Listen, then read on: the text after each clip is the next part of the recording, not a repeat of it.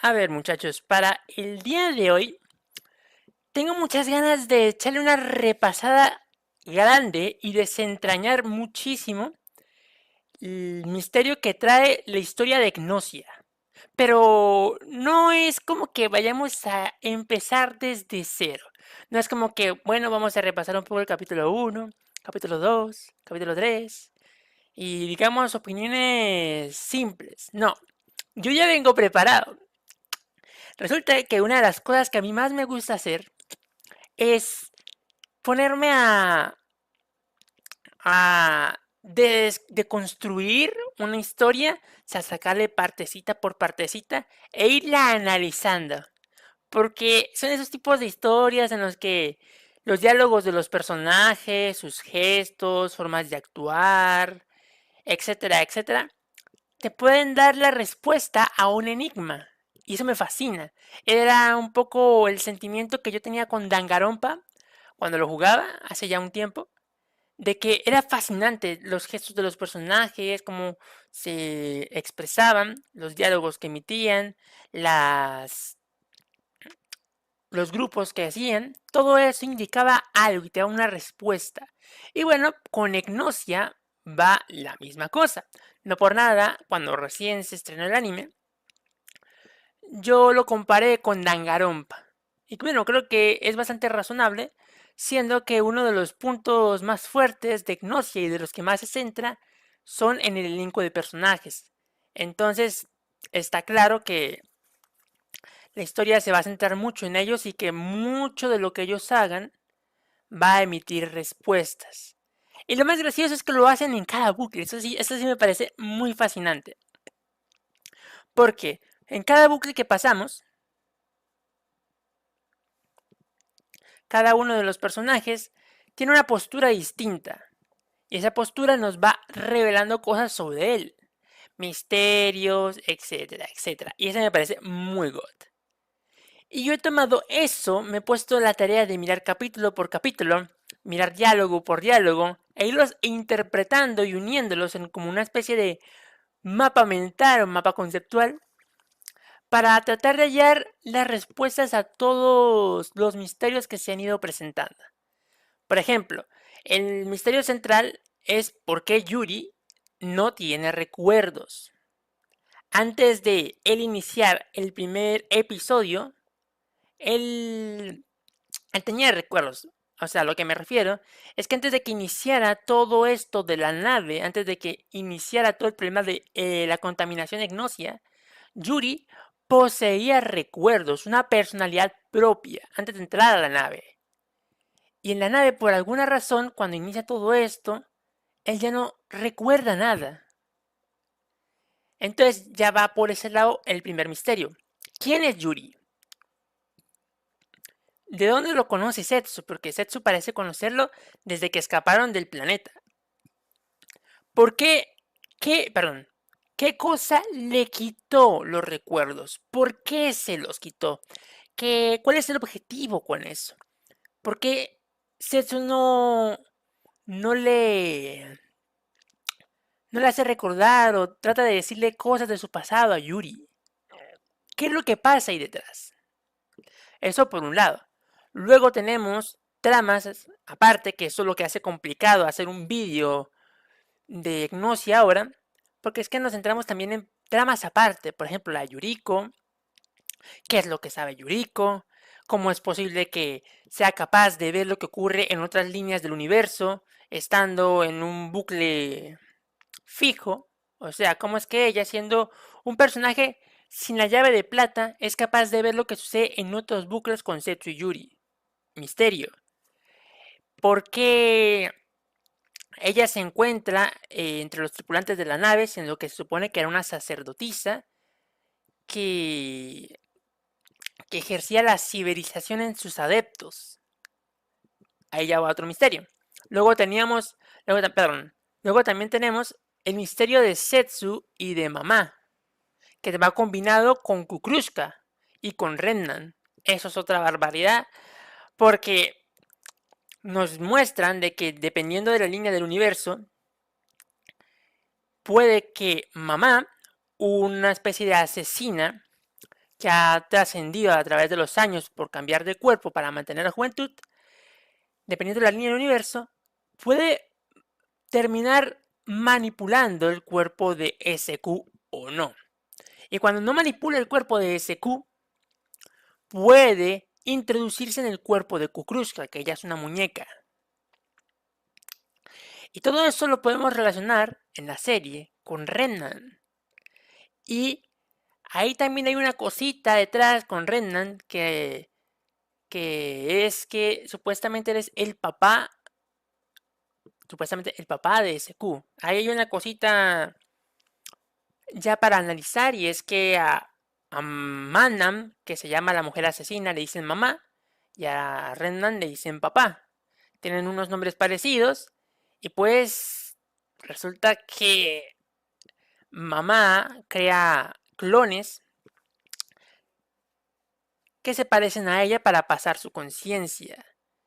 Y bueno, el simple hecho de que un clon llame a Redman papá sin quiere decir que de alguna forma él está involucrado en la creación de esos clones que mamá utiliza para traspasar su conciencia.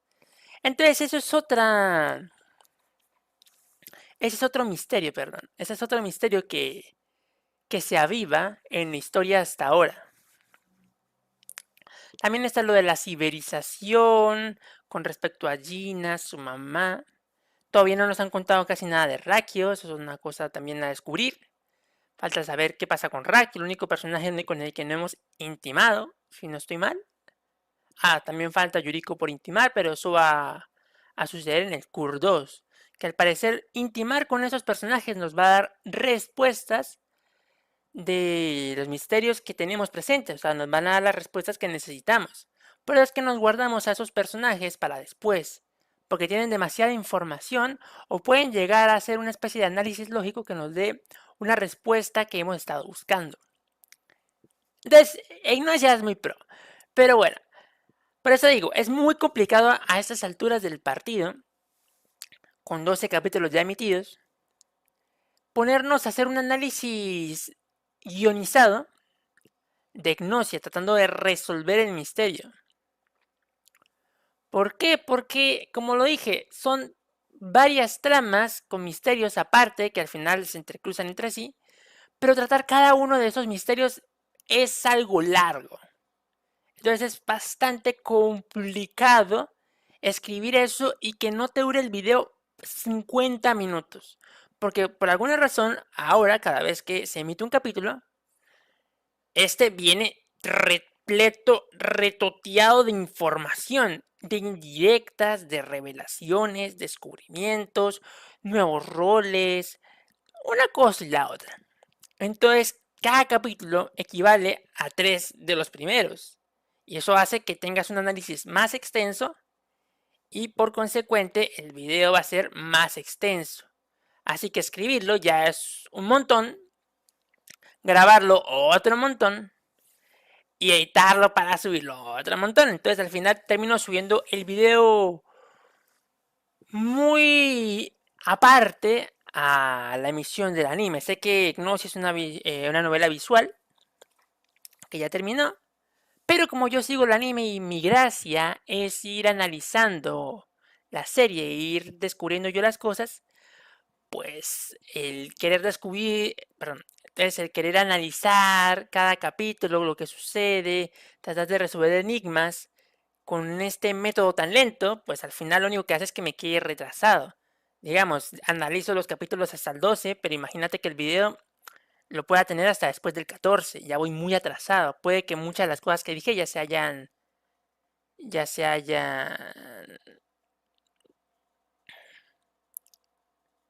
negado, no sé cómo decirlo. O sea, que ya no sirvan.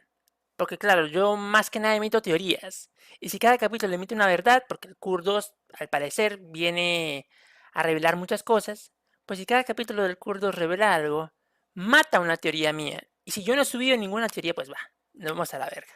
Entonces, por eso decidió mejor hacer esto mientras el anime está en emisión. Cuando ya termine, ya no teniendo esas limitaciones, no teniendo ese tiempo límite, pues sí le dedicaré un vídeo por si quedó algo sin entender. Ahora, miren lo que he preparado yo para hoy. Como les dije, me he visto cada capítulo y a cada capítulo le he sacado mucha información. He hecho también pequeños análisis en estos escritos, en estos pequeños blocs de notas, para irnos guiando, porque como les digo, es mucha información que nos va armando más los misterios, pero al ser mucha información, obviamente no te cabe en memoria. A lo que me refiero es que es imposible memorizar todo esto e ir hablando de cada cosa de memoria. Es muy difícil, es muy complicado. Así que me he tomado la tarea de revisar capítulo por capítulo. Me he echado viendo cada capítulo como 2 horas y le he sacado bastante, no una, le saqué dos. Al principio solamente me vi del capítulo 6 hasta el 12 porque pensé que solo tenían esos capítulos información y revelaciones que nos dieran respuestas a los enigmas que se nos hayan puesto. Pero después, por si acaso, me puse a revisar los capítulos del 5 al 1 y resulta que los primeros capítulos te ponen ciertos misterios que se van resolviendo un poco con la información que nos dan después, o por lo menos que te permiten teorizar qué cosas pasaron en los primeros capítulos. Y bueno, por eso me lo volví a ver desde el capítulo 5 hasta el 1 y me salió otro blog de notas. Por eso lo llamo, el blog de notas se llama Egnosia 2. Y salió bastante larguito. Está más que nada lleno de teorías y de información que fui sacándole. Entonces, mi objetivo es ir leyendo cada una de esas cositas y hablándolas aquí y así y tratar de ir resolviendo los misterios de Gnosia.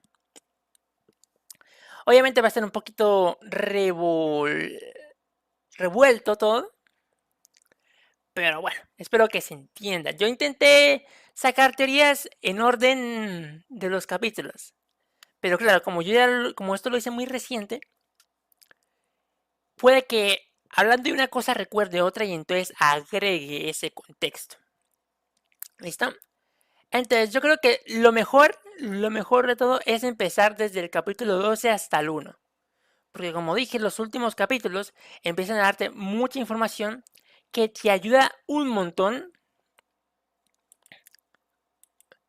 Que te ayuda un montón a resolver los enigmas presentados en los primeros capítulos. Por lo menos desde el capítulo 1 hasta el 5, porque ya del 6 en adelante es exposición de información. Ya es tratar de descifrar los misterios, desentrañarlos con lo que nos dan.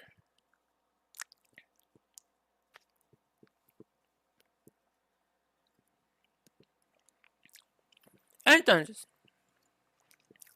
empezamos con el capítulo 12, que es el capítulo de Gina. El último.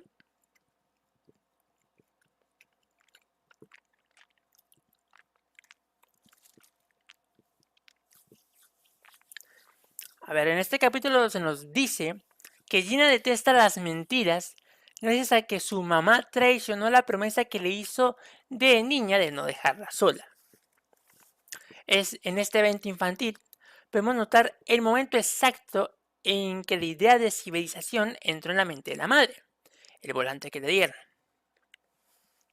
Bueno, este primer trámite de información que acabé de anotar aquí es más como para poder analizar el personaje de Gina. O sea, hay muchas cosas para analizar personajes y demás aquí. Aquí lo que quise guardar es que a Gina no le gustan las mentiras porque su mamá cuando era pequeña, que es el inicio del capítulo 12, le prometió no dejarla sola. Pero poco después su mamá traiciona esa promesa y le termina dejando sola al optar por la ciberización, que es como sacar el alma del cuerpo y así evitas morir. Pero entonces el alma no puede convivir con las personas mortales. Tiene que irse a otro lado. Es casi como morirte, pero de otra forma. Entonces por eso Gina detestaba las mentiras, que después me vendrás a decir cómo es que en el capítulo 12 Gina iba a hacer exactamente lo mismo que hizo en el capítulo 2. Ganarse la confianza de Yuri a través de diversas cosas y acciones para al final traicionarlo. Eso la verdad me parece muy XD. Y bueno, estaría la parte del volante, ¿no? En el volante que le dan a la mamá de Gina en el capítulo, al principio, podemos ver la nave Hoshibune, que es la nave en la que viajan las sacerdotisas, que son personas similares a Yuriko, que se encargan de hacer la ciberización a las personas que lo quieran. Entonces, con eso se nos quiere decir que la idea de la ciberización le fue introducida a la mamá de Gina en ese momento y que poco a poco con el paso de los años se lo fueron adentrando más, o sea, le fueron adentrando mucho más esa idea hasta el punto de volverla loca y querer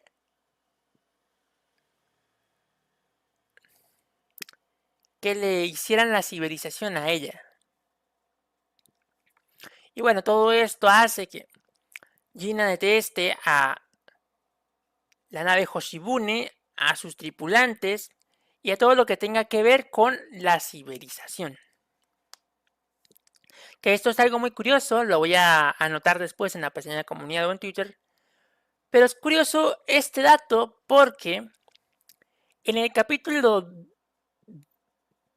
4, creo que es el capítulo 4, cuando aparece Yuriko, no aparece Gina. Pero ahora les diré por qué. Curiosamente, en el capítulo 4, que es la introducción de Yuriko, Gina desaparece del mapa. O sea, es uno de los personajes que no aparece en ese bucle. Tú dirás, bueno, es tal vez porque no pudo subir, como muchas veces se nos menciona. Pero después, cuando te dicen el nombre de la nave y tenés el contexto del capítulo 12, dices, ah, tiene sentido el por qué no subió. En el capítulo 4, todo sucede dentro de la nave Hoshibune, que es la nave de las sacerdotisas que ciberizaron a la mamá de Gina. Entonces se puede entender por Lore que si Gina detesta la nave Hoshibune, a las sacerdotisas y la ciberización, lo normal es que ella decidiera no subirse a la nave cuando estaban escapando de Liuan, el planeta. O sea, todo aquí se puede respaldar con el capítulo 12. Gina no aparece en el capítulo 4 porque nos encontramos en la nave Hoshibune y ella detesta esa nave. Entonces el personaje decide al final no entrar a la nave porque es la nave que le pertenece a las sacerdotisas que ciberizaron a su madre.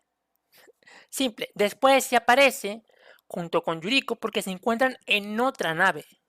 Por más que Yuriko esté presente, se encuentran en otra nave y pues no le molesta tanto a Gina. Entonces ahí ya tenés una respuesta.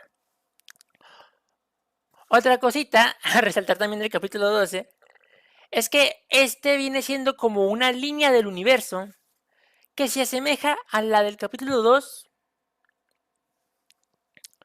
pero con unos agregados. Ya sabemos que no es que retrocedamos en el tiempo ni repitamos el mismo bucle, no se puede hacer eso. Simplemente que la llave de plata nos va llevando a líneas del tiempo que ella quiera, hasta que la llave quiera.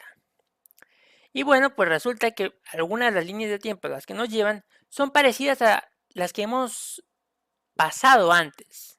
Pasa como con el caso de Shamin siendo Gnosia y en este caso con Gina. Porque se están dando las cosas de la misma forma que en el capítulo 2. Es más, en el capítulo 12 Gina iba a hacer el mismo evento en el que ella le proponía a Yuri salir al espacio como una prueba de confianza para así ganarse su confianza y después traicionarlo. Pero ¿qué pasa? Resulta que en esa prueba de confianza en el capítulo 2, Gina blinda la nave para que cuando llegasen a Aracosia, una especie de zona, perdón, para que cuando llegasen a Aracosia, la zona de destino de la nave, no se viera afectada por el cinturón de asteroides que rodeaban esa zona y también de los ataques de pulsos electromagnéticos, vamos a decir, ataques electromagnéticos del espacio, para que esos ataques no los afectaran. Entonces, antes de llegar a Aracosia, que es cuando sale con Yuri para hacer la prueba de confianza, ella blinda la nave y dice que lo que está haciendo es para evitar problemas cuando lleguen a Aracosia, para evitar que la nave sufra algún tipo de daño por los pulsos electromagnéticos o los rayos electromagnéticos y que después vengan los asteroides a destruir la nave. ¿Qué pasa? Pues gracias a eso es que en el capítulo 2 no ocurre lo del capítulo 12. En el capítulo 12, cuando van a hacer este evento, Yuri le dice algo a Gina que hace que ella ya no haga ese evento, que es cuando le dice que si ya van a salir al espacio. Eso hace que Gina se sobresalte un poco por pensar en cómo es que Yuri lo supo. Bueno, de ahí ya Yuri le cuenta todo sobre la llave de plata y al final terminan por no hacer ese evento. ¿Qué pasa? Ese evento era esencial para blindar la nave y evitar que ocurriera un daño más adelante en Aracosia, que es lo que termina pasando al final, que produce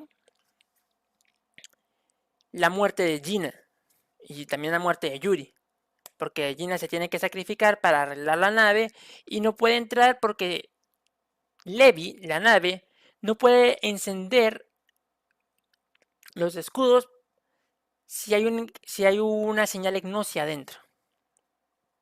Entonces ella, para que los demás se salven, se termina matando. Y bueno, esas son todas las cositas que se podían sacar más o menos del capítulo 12. Por eso dije, yo voy anotando aquí en el blog de notas muchas de las cositas que fui recopilando a lo largo de los capítulos.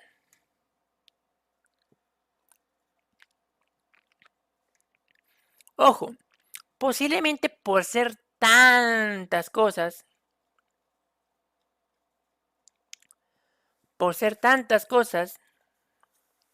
no alcancemos a cubrirlas todas hoy. Así que probablemente tengamos otro directo de Gnosia. Aquí también hay que aclarar una cosita.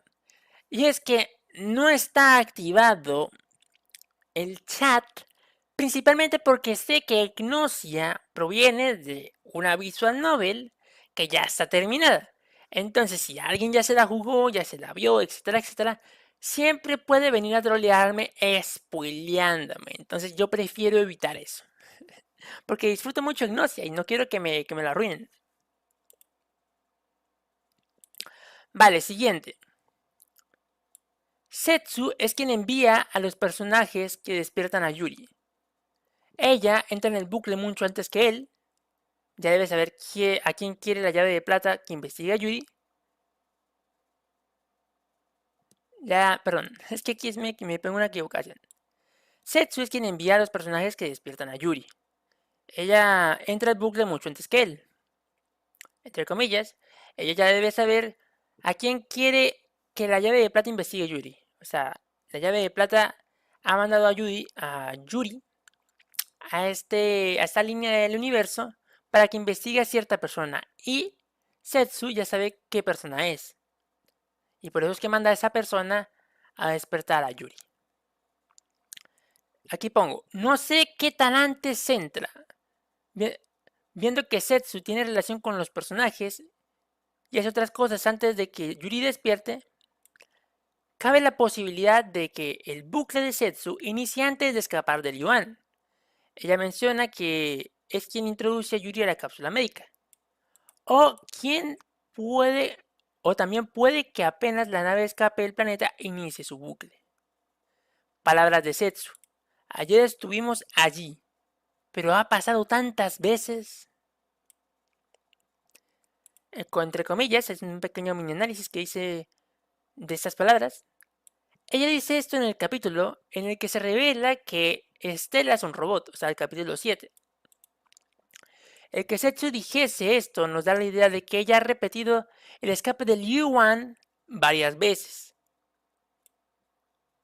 Es más, cuando Yuri intenta hablar con Setsu sobre esto, ella para la conversación y dice, dejemos hasta aquí el intercambio de información.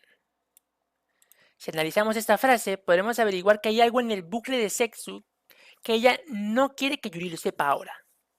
Y eso puede ser el cuando inicia.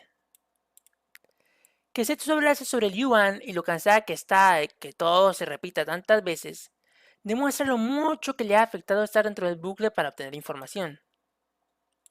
Aquí hay que recordar que ella ha mencionado que ha pasado por cientos de bucles.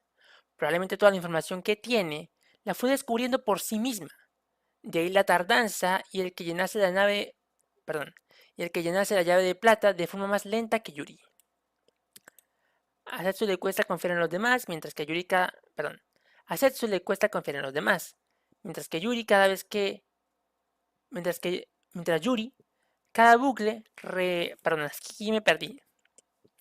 A Setsu le cuesta confiar en los demás, mientras Yuri, cada bucle le revela su situación a un personaje y obtiene información como recompensa por su sinceridad. Setsu se la pasa espiando a los personajes para poder conseguir algo de información. Bueno, aquí hay un montón de análisis que necesitamos repasar y profundizar un poquito.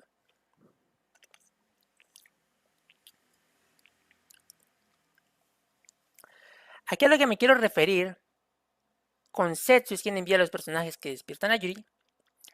Es que si ustedes se percatan, en el capítulo en el que Comet despierta a Yuri, al final Yuri tiene que obtener información de ella. Después, en el capítulo en el que SQ despierta a Yuri, Yuri tiene que sacar la información a SQ. Y ahora, en el capítulo 12, cuando Gina despierta a Yuri, Yuri tiene que obtener información de Gina. ¿Qué pasa con esto? Y bueno, coincidencia. Puede ser una coincidencia. Pero no. Resulta que en el capítulo de SQ. Sí, en el capítulo de SQ y de Gina, ellas dicen que Setsu las envió a despertar a Yuri. Es más, en el capítulo 12, antes de que Yuri despierte, nos muestran la perspectiva de Gina de cómo Comet le dice que Setsu le pidió que despertase a Yuri. Y cuando intenta negarse Gina, Comet le dice que Setsu le mandó a decir ciertas cosas, de que ella era la mejor para su trabajo, porque era la que controlaba el tráfico espacial, y que ella debía ser la que le mostrara cómo funcionaba todo en esa nave. O sea, Setsu tenía todo preparado para insistirle a Gina que ella fuese quien despertase a Yuri. Y como sabemos, el que despierta a Yuri tiene un momento de intimidad con él. No intimidad sexual, intimidad hablando sobre sí mismo, sobre la situación y otras cosas. Entonces tiene sentido que Setsu quisiese mandar a Gina para que al despertar a Yuri, él intimase con ella y lograsen sacar la información. Lo mismo pasa con SQ. Por eso digo que me parece muy curioso esto. Porque Setsu es como si ya supiese a qué persona Yuri tiene que investigar en este bucle. Lo que hace es enviar a esa persona para que desde el principio del bucle Yuri empiece a investigarle y a sacarle información. Porque si no enviaran a esa persona, Yuri tendría que buscar a quién debe sacarle información. Entonces, esto se ha repetido con Comet, con Gina y con SQ. Y dos de ellas fueron confirmadas de que Setsu fue quien las envió. Entonces, de ahí es donde saco esto de que ella ya sabe a qué persona debe investigar Yuri en el bucle. Ahora, también existe el punto, teniendo presente esto, ¿cuándo comienza el bucle de Setsu? Porque desde la perspectiva de Gina, en el capítulo 12, vemos que mucho antes de despertar a Yuri, Setsu ya está presente en la nave e interacciona con los demás personajes. Entonces ahí es donde tú te preguntas, ¿en qué momento inicia el bucle de Setsu? Inicia muchísimo antes que el de Yuri. Es más, el simple hecho de que se relacione con los personajes, de que los personajes ya la conozcan, hablan de ella, etcétera, etcétera, como hizo Comet, que hablaba de Setsu como si ya tuvieran cierto conocimiento de ella. Ese simple hecho demuestra que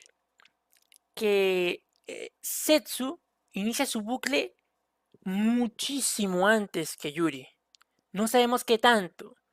Es por eso que yo intuí que probablemente el bucle de Setsu iniciase o cuando la nave despegue y escapa del Yuan o antes de eso, ya que Setsu en varios bucles ha mencionado de que ella es quien introduce a Yuri en la cápsula médica para salvarlo.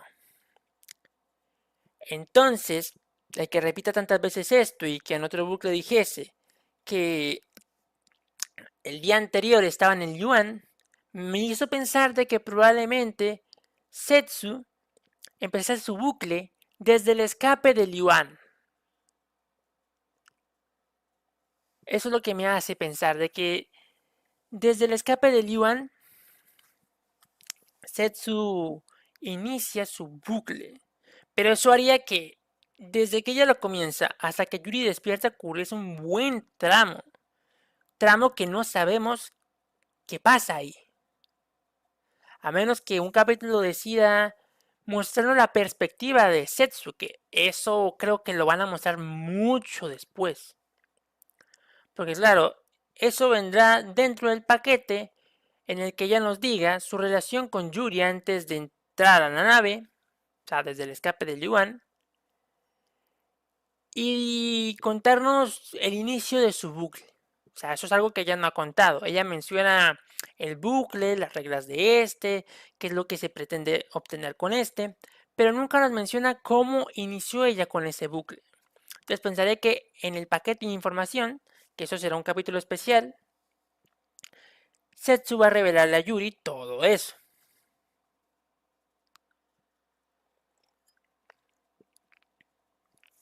También está el punto de que Setsu pareciese no querer revelar ningún tipo de información sobre Yuri ni sobre ella del pasado. Algo tiene que haber ahí. ¿Por qué? Porque si Yuri tiene una amnesia que le fue provocada por alguien y simplemente necesita recordar, ¿por qué Setsu no intenta hacerlo recordar diciéndole cosas de su pasado? ¿Qué le impide a ella tratar de mencionar recuerdos para que Yuri pueda volver a recordar? Lo único que a mí se me ocurre es que antes de que ocurriera todo esto, cuando Yuri estaba consciente, debía ser posiblemente una mala persona, pero es que hay muchas cosas que contradicen eso y otras que lo afirman. Eso queda muy a la interpretación. Porque el que Setsu no quiere decirle nada a Yuri representa que no quiere que sepa su relación. Por lo menos no ahora. Él, nunca se nos revela el por qué no quiere. Tal vez porque eso interferiría con la misión de recopilar información y el estar de bucle en bucle. Posiblemente sea eso. Si Yuri tuviese sus recuerdos, Setsu se vería afectada sentimentalmente por él. Y esto la afectaría en todo lo que está relacionado con los bucles, el objetivo de obtener información y de saber lo que está sucediendo. Tal vez sea por eso. O puede que Yuri, antes de perder la memoria, fuese un cabrón o hubiese sido afectado por alguien. Porque es que desde el principio, Setsu evita que Yuri conozca cosas de su pasado. En el capítulo 1, por ejemplo, cuando Yuri despierta, Setsu le dice algo a Yuri, le pregunta algo, que si él piensa que la humanidad debería ser erradicada. Ella le pregunta esto para que él responda sí o no. ¿Pero con qué objetivo? ¿Será de pronto para saber si es una hipnosia? No, lo dudo muchísimo. ¿Por qué? Porque para eso están las asambleas. Las asambleas están para encontrar a los gnosias. Y en el capítulo 9, si no estoy mal, cuando Yuri le toca hacer una gnosia, Setsu no viene a despertarlo ni a preguntarle nada. O sea que ella no buscaba saber si era una gnosia o no. Ella buscaba saber algo. ¿Qué podría estar Setsu buscando con esa pregunta? Fácil. Ver si Yuri le miente. La pregunta que le proporciona Setsu a Yuri es una en la que solo puede responder sí y no. Ahora, como sabemos y se nos ha mencionado numerosas veces en la serie de Gnosia, Yuri es un pésimo mentiroso. Cuando él dice una mentira, normalmente si alguien es bien avispado se va a dar cuenta de que miente. Entonces, Setsu, ya sabiendo esto, le formula esta pregunta para saber si miente. Por ejemplo, si ella le preguntase esto, Yuri dijese, no, yo no, yo no creo que la humanidad deba ser erradicada. Si él responde esto, y si Setsu detecta que miente, eso quiere decir que algo posee a Yuri o que él sí está pensando en que la humanidad deba ser erradicada. O sea, por ahí va el asunto. Si Yuri decía que no y Setsu descubría que estaba mintiendo, eso quiere decir que Yuri sí deseaba que la humanidad fuese acabada, eliminada. Ahora, si Yuri estaba diciendo la verdad, Setsu no detectaría ninguna mentira. Pero ahí viene estando el punto. Si Setsu le pregunta esto a Yuri para saber si miente o no, y así saber con quién está tratando, ¿qué es lo que pasa con Yuri? ¿Qué le pasa a él? ¿Qué le pasó? No sé si algo le pasaría en, en los bucles antes de ellos, o si acaso Setsu estaría tanteando de qué tipo de Yuri le tocó en esa línea del tiempo, porque recordemos que las personas llegan a las líneas del tiempo no no siendo iguales. Tenemos el caso de Kukrushka, tenemos el caso de Seku, tenemos muchos otros casos. Por ejemplo, también tenemos el caso de Gina, de Jonas. O sea, muchos personajes cuando inician un bucle no son los mismos que en otros. Algunos son más malos, tienen objetivos por detrás de todo y pues hacen lo que quieren dependiendo de eso. Entonces, perdón, Setsu podría sospechar de que, de que este Yuri también fuese diferente en cierto modo y quería probar si era un Yuri malo o un Yuri bueno. Pero para hacer esto debía haber un antecedente que hiciese que Setsu se viese en la obligación de confirmar si Yuri era malo o bueno. Entonces, volviendo al tema, como decía, para que Setsu intentase comprobar con qué Yuri estaba tratando, quiere decir que hubo un antecedente que hizo que ella se viese en la obligación de hacer esta pregunta para saber el tipo de Yuri con el que estaba tratando. O sea que en algún bucle, ya sea en el que Yuri posee la llave de plata o no, él debe haber sido malo. O debe tener algún tipo de ser poseyéndolo, como pasa en el caso de Mama. De mamá, perdón, es que Mama. Como en el caso de Mamá con el Seku o con Kukruska. que ella de alguna forma termina poseyéndolas. En el caso de Kukrushka, resulta que mamá logra pasar su conciencia en el lore. En el caso de Kukrushka, no sé si lo dije bien, en el caso de SQ, resulta que ella logra pasar perfectamente su conciencia y se queda con el cuerpo. Y en el caso de Kukrushka, de alguna forma me hace pensar que al ser una muñeca, mamá simplemente pasa su conciencia a su cuerpo después de fallar con SQ. Pero eso ya es otro tema. Porque, por ejemplo, en el capítulo 8 tenemos a Kukrushka siendo controlada por mamá, pero también tenemos en la nave a SQ, la cual es la SQ que conocemos, no es mamá, es SQ.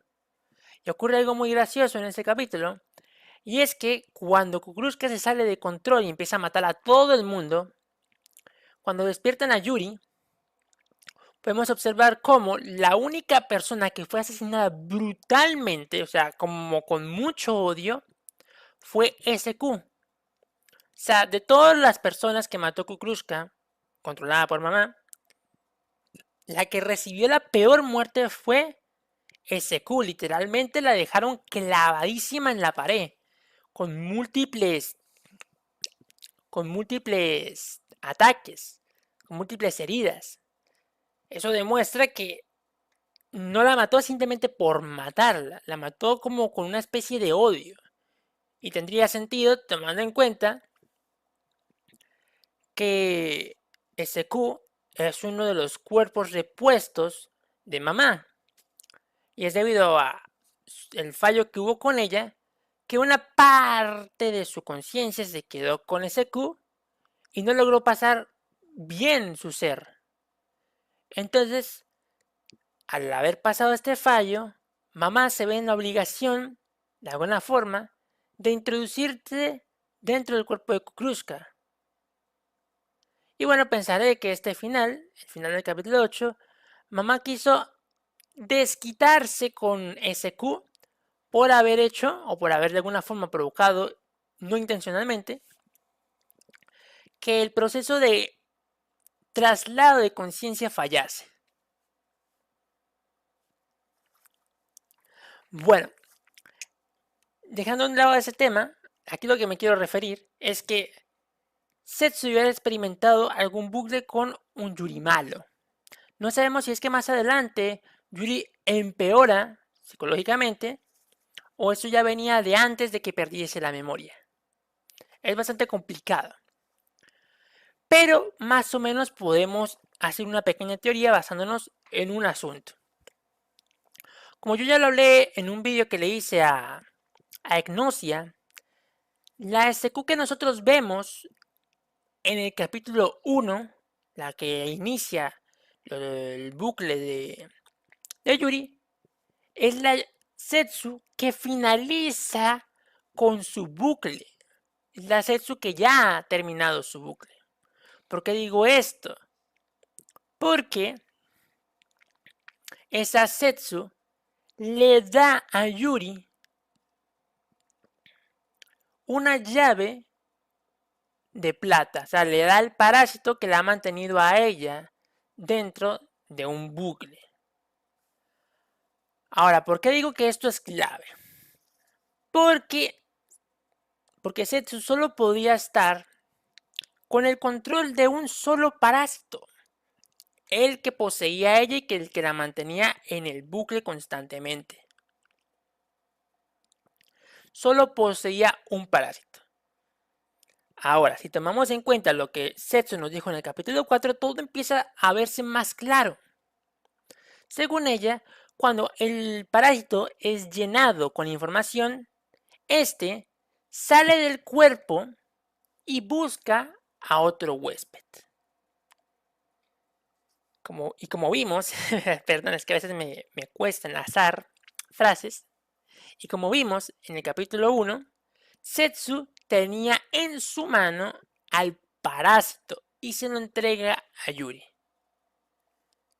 Para que el parásito para que pudiese poseer el parásito en la mano sin que éste se introdujese en ella, es porque él ya obtuvo lo que quería de ella. ¿Y qué era? Pues que Zetsu llenase de información el parásito. Es por eso que ella puede tomarlo en su mano, guardarlo, y este no la infecta, no la parasita. En cambio, cuando Zetsu le da el parásito a Yuri, y él simplemente lo toma, inmediatamente el recipiente en el que se encuentra se rompe solo y el parásito se introduce en Yuri. Lo parasita a él. O sea, así de fácil lo parasitó, solamente con tocarlo. Pero Zetsu, que lo tenía en su mano y guardado en su abrigo, no le pasó nada. Ahí es donde te puedes dar cuenta de que el parásito que tenía Zetsu en su mano le pertenecía a ella.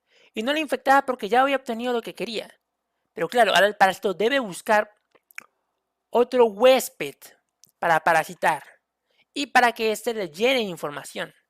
Y ahí es donde Zetsu, para salvar de alguna forma a Yuri, le da su parásito para que así venza la muerte de esa línea del universo en donde gana Seku y pues pueda encontrar algún día la salida de ahí. O sea, Zetsu lo que quiso fue salvar a Yuri de la muerte propiciada por Seku después de haber ganado. Para salvarlo le da el parásito, el cual hace que por más que pierda, pueda reiniciar. Ahora, para poder salir de esos bucles, tiene que recorrer un largo camino hasta llenar el parásito y así poder escapar de ese loop. Y así poder salir con vida de toda esta situación. ¿Sí me entienden?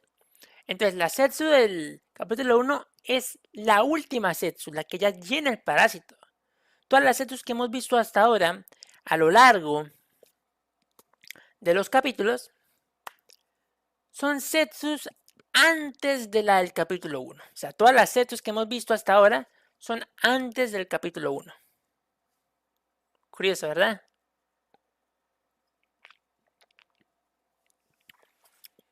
Bueno, yo quise saltar ese tema, más que nada porque si la Zetsu del capítulo 1, que es la última, estuvo tan a la defensiva con Yuri cuando despertó y le hizo esta pregunta para saber si mentía, debe ser porque en el futuro de Yuri, o sea, en los próximos capítulos, le pasa algo. Y entonces Yuri se ve, y entonces Zetsu se ve en la obligación, en el capítulo 1, de saber si ese alguien que más adelante se forma estaba presente en ese momento. ¿Mm?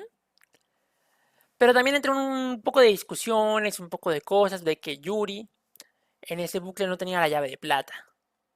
Pero claro, hay que tener presente otras cosas. Que esto es de pensarlo muchísimo. Imagínate todo lo que estoy diciendo, tener que escribirlo. Eso es terrible, de una demora impresionante.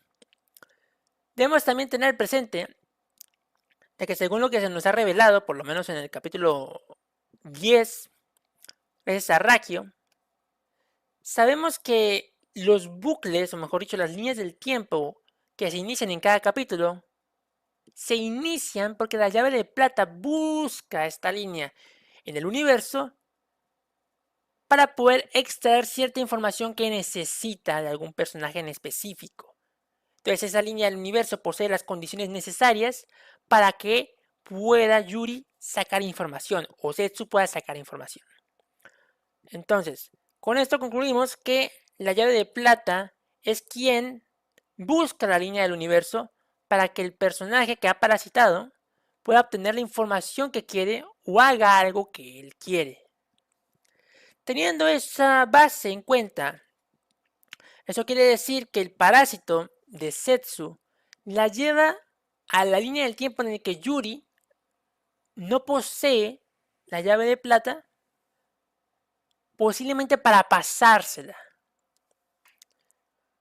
O sea, si la llave de plata de Zetsu, cuando ya la llena, la lleva a una línea del universo en el que Yuri no posee la llave de plata y no posee ningún recuerdo de nada, quiere decir que el objetivo El objetivo que designó la llave de plata para Setsu en ese momento es que le pasase el parásito a Yuri.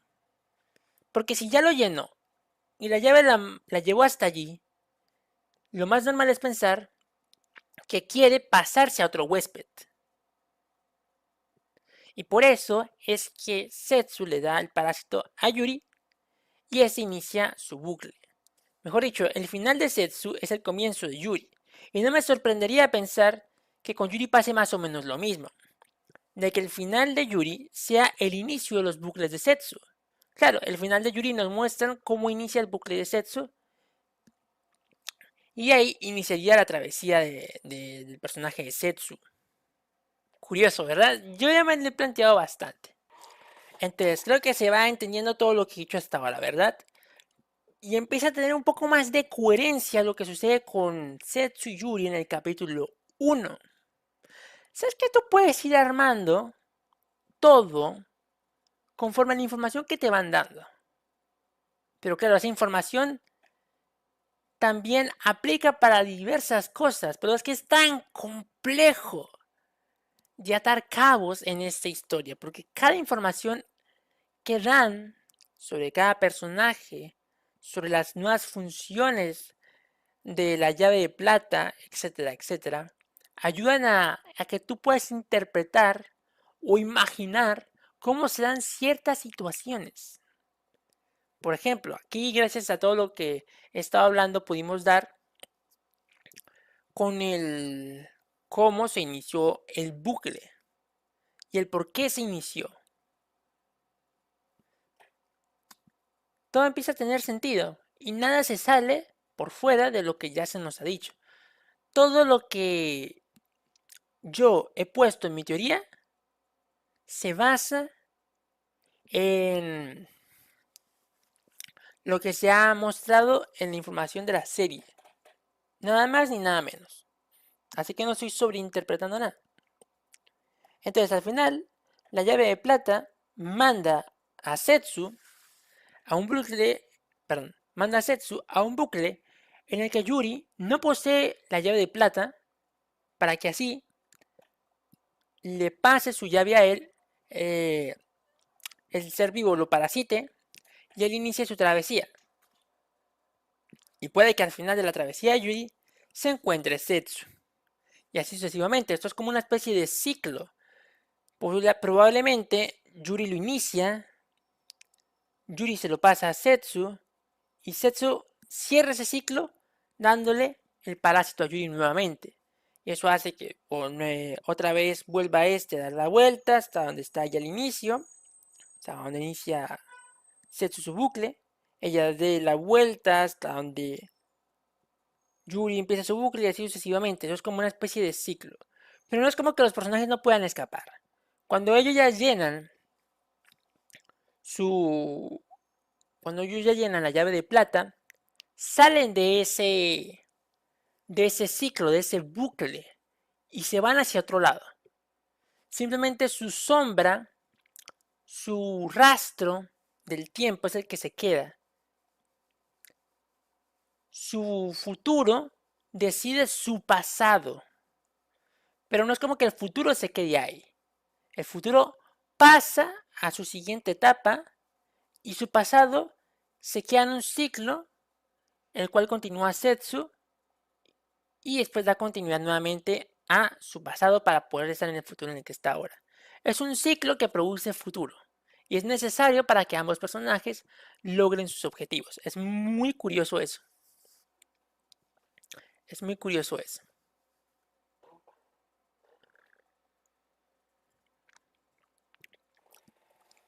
Además, otra cosita que confirma lo que estoy diciendo es que en el capítulo 1, Setsu menciona que una persona fue la que, cierta persona, la que le dio la llave de plata. Perdona, me equivoqué.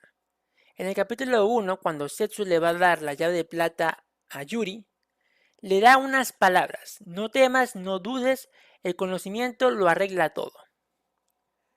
Y después de decirle eso, le menciona a Yuri que esas fueron las palabras que le dijo la persona que a ella le entregó la llave. O sea, alguien le dio a Setsu la llave de plata. No es que ella la encontrase, alguien se la dio. Ahí empiezas tú a dar cabitos. Y si fue Yuri quien le dio la llave a Setsu. Y después hace como una especie de contraste indirecto con Yuri. ¿Por qué? Porque cuando Setsu menciona lo que le dijo esta persona, luego Yuri lo repite. Y el contraste, la indirecta, es que cuando al final nosotros sepamos la verdad de todo y posiblemente se dé este escenario, veremos que la repetición que hace Yuri en ese momento contrastaba con que él era quien le había dicho esas palabras a Setsu cuando le entregó la llave de plata al inicio de su bucle. Esto es un... Esto es un problema. O sea, esto es un problema de estos temporales, ¿cómo podría decirlo? Es uno de estos problemas espaciotemporales que una cosa ayuda a la otra y así sucesivamente hasta formar un, un ciclo perfecto y cada cosa que sucede hace que ese ciclo sea aún más perfecto. Esto me parece súper interesante porque todo está tan bien puesto para que calce la perfección con un ciclo. No entendemos lo que ocurre en ese ciclo, pero al fin y al cabo los personajes en algún punto ya han salido. O sea, el ciclo perdura por siempre. Yuri siempre va a iniciar su bucle y cuando termine va a iniciar el bucle de Setsu. Y así va a suceder por siempre. Setsu después inicia el de Yuri y así continuamente, una y otra vez. Y ese es el centro del pasado, presente y futuro de Yuri Setsu. Es como que el núcleo que les permitirá llegar a un futuro. Eso es tremendo, tremendísimo. Pero primero hay que comprenderlo bien. Hay que comprenderlo.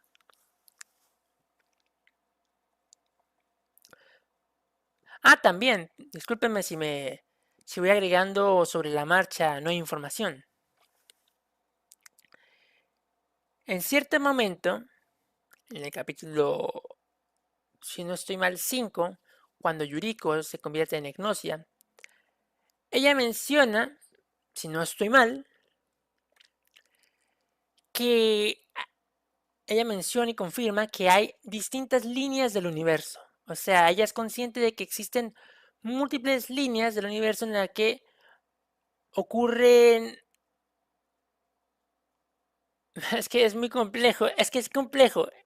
Es complejo, explicarlo de una forma fácil es un poquito complejo. Bueno, reiniciemos. Lo que me quiero referir es que en el capítulo 5, cuando ya van a criogenizar a Yuriko, cuando descubren que es una Egnosia, ella confirma de que existen muchas líneas del universo en donde se repiten los mismos sucesos que están viviendo ahora, pero de alguna forma diferente. Ella lo llama como probabilidades infinitas y afirma de que son los mismos sucesos cuando dice que ojalá su yo de otra línea se encuentre con el yo de Yuri y puedan colaborar juntos. Ahora, ¿qué pasa? Creo que, si no estoy mal, durante esta explicación se nos habla de que estas líneas del universo están atadas también al pasado. O sea, las líneas del universo pueden estar tanto en un futuro como en un presente, como ocurrir en el pasado. Eso es algo complejo para digerir. O sea, no es que lo que ocurre en el pasado, las líneas que se encuentran en la sección del pasado, ocurran antes de los eventos que normalmente vemos. Simplemente que esos eventos ocurren en líneas que se pueden considerar como pasado. Un ejemplo, por así decirlo. El capítulo 1 y 2 son el pasado de Yuri. Por más que las líneas... Perdón. por más que sean bucles, ella los esté pasando, esos bucles se vuelven su pasado. Por más que esas líneas del universo sean similares a las que vive ahora, son líneas de tiempo, perdón, líneas del universo que él ya ha pasado y se vuelven su pasado. Entonces, esas líneas de tiempo son el pasado de Yuri. Pero que sean su pasado no indica que son intocables. Indica que ahora hacen parte de las líneas de tiempo que él ya pasó. Pero otro personaje puede llegar a esas líneas del universo y que sean su presente. O que sean su futuro si es que más adelante va a terminar en ellas. Entonces, teniendo esto en cuenta, si quiere decir que mi teoría de que Setsu y Yuri van pasando por múltiples líneas del universo que representan su presente, pasado y futuro es real. Y que en algún momento ellos se terminan cruzando con su presente, con su pasado y con su futuro. O sea, Yuri puede cruzarse con el pasado de Setsu. Setsu puede pasarse por el... Perdón. Setsu puede llegar al pasado de Yuri. Yuri al futuro de Setsu. Setsu al futuro de Yuri. O al presente. Que el presente es variable. Porque el presente se va volviendo pasado y se va volviendo futuro. Entonces, más o menos así es. O sea, es una teoría bastante compleja de explicar sin guión, pero creo que lo puede hacer bien aquí. Las líneas del universo pueden estar en presente, pasado y futuro dependiendo de quién esté pasando por ellas. Entre más líneas pases, las que has pasado se convierten en tu pasado. Y las que estás viviendo son tu presente y a las que vas a llegar son tu futuro. Pero claro, eso desde la perspectiva del viajero. Si hubiesen dos viajeros, la perspectiva cambia. Digamos que uno de los viajeros pasa por el pasado, está en el presente y va hacia el futuro. Y el segundo viajero, su futuro inicia en el pasado del otro personaje. O él está pasando su futuro por el pasado del otro. Entonces, es un poco complejo, pero indica que el pasado, presente y futuro en el universo, en Gnosia, son bastante relativos y dependen mucho de la percepción de cada viajero. Y también nos dice de que cada uno de los viajeros puede llegar al pasado, futuro y presente del otro viajero. Entonces, teniendo esto en cuenta, creo que la teoría de que Setsu llega en el inicio del bucle de Yuri comienza a tener fuerza. Esa teoría comienza a tener mucha fuerza. Porque el futuro de Yuri llega al pasado, perdón, porque el futuro de Setsu llega al pasado de Yuri e inicia su camino hacia el presente y hacia el futuro. Es un poquito complicado, pero está de esa forma. Si tomamos en cuenta eso, todo tiene sentido. Si ponemos esa información a andar, todo tiene mucho sentido, mucho sentido. Y lo mejor es que no es algo que yo haya creado, no es como que esta teoría la crease desde la absoluta nada e imaginación. Es que realmente en la historia de Gnosia se presentan los datos suficientes como para hacer esta deducción. Curiosamente, puedes hacer la deducción en base a los datos que te van mostrando. Como dije, esto lo dice Yuriko, si no estoy mal. Y ella confirma lo de que las líneas del universo pueden estar en pasado, presente y futuro. Y podemos creerle porque ella menciona que en las líneas del universo ocurren los mismos sucesos que ahora, pero un poco distinto. Y que en esas líneas se encuentran diferentes yos, diferentes personas iguales a ellos, que ejecutan ejecutan diferentes acciones dependiendo del lore que posea esa línea. Entonces, que Yuiko haya acertado con las líneas del universo, aceptar que en ellas existen muchos mundos iguales, con muchos seres iguales a ellos, pero que actúan diferente, que ella haya dado con esto, hace que ella tenga credibilidad. ¿Por qué? Porque no está diciendo ninguna mentira, la serie nos ha mostrado lo que ella acaba de decir. Y es más creíble de su parte porque ella no está viajando entre bucles, no es como que ella inicie un bucle, luego pase a otro y a otro, no. Ella es uno de los tripulantes fijados en las líneas del universo. No es como que ella vaya a ir a otra línea, no, ella se queda ahí. Y el que ella sea fija y no vaya a aparecer en otra línea del universo, nos hace que le creamos más. Ha acertado con algo que ella no ha experimentado, pero ha acertado de lleno en la conclusión que ha hecho. Eso quiere decir que todo lo que ella diga relacionado con eso está bien, está correcto. Porque si ha acertado con una cosa, con lo demás también habrá acertado. Entonces debemos creerle a que las líneas del universo pueden estar distribuidas en presente, pasado y futuro. Por más que sean los mismos mundos y sean más o menos las mismas acciones, aunque un poco diferenciadas por algo. De ahí sacas el material para hacer esta deducción.